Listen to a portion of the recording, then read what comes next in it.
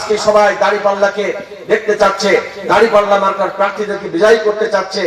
আর এখন অবস্থায় আমাদের বিরুদ্ধে অনেক ষড়যন্ত্র নেমে এসেছে, অনেক খড়গ নেমে এসেছে। মা বোনদেরকে অপমান করা হচ্ছে, তাদের লাঞ্ছনা করা হচ্ছে, তাদের বোরকা খুলে নেওয়া হচ্ছে, তাদের পেটে লাথি মারা হচ্ছে। অনেক জায়গায় একজন গর্ভবতী মহিলাদের পেটে লাথি মেরে ফেলে দেওয়া হয়েছে, শুধুমাত্র তারা আল্লাহ তাআলার দ্বীন কায়েমের জন্য, ইসলাম কায়েমের জন্য বাড়ি বাড়ি যে ভোট চাচ্ছে, এই অপরাধে মহিলাদের উপরে নিপীড়ন নির্যাতন চালানো তার অব্যাহত রেখেছে।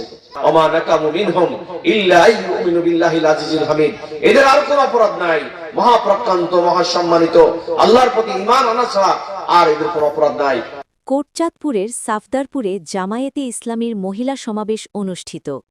মোহাম্মদ জাহাঙ্গীর আলমের ভিডিওচিত্রে বিস্তারিত। ঝিনাইদহের কোটচাঁদপুর উপজেলার সাফদারপুর ইউনিয়নে জামায়াতে ইসলামীর উদ্যোগে একটি মহিলা সমাবেশ অনুষ্ঠিত হয়েছে। বৃহস্পতিবার সকালে সাফদারপুর ইউনিয়নের চতুরপুর গ্রামে এ সমাবেশ অনুষ্ঠিত হয়। সমাবেশে প্রধান অতিথি হিসেবে উপস্থিত ছিলেন জেলা জামায়াতে ইসলামীর সহকারী সেক্রেটারি ও সাবেক মহেশপুর উপজেলা চেয়ারম্যান আব্দুল হাই। তিনি তার বক্তব্যে নারী সমাজের নৈতিকতা, দ্বীনী সচেতনতা ও সামাজিক দায়িত্ব পালনের গুরুত্ব তুলে ধরেন।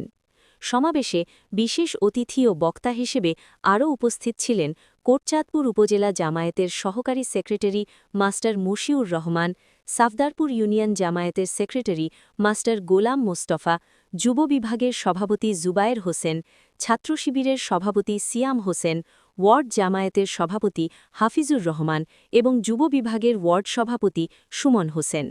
এ সময় সাফদারপুর ইউনিয়নের বিভিন্ন এলাকা থেকে জামায়াতে ইসলামীর মহিলা কর্মীরা সমাবেশে অংশগ্রহণ করেন। সমাবেশটি শান্তিপূর্ণ ও সুশৃঙ্খল পরিবেশে অনুষ্ঠিত হয়।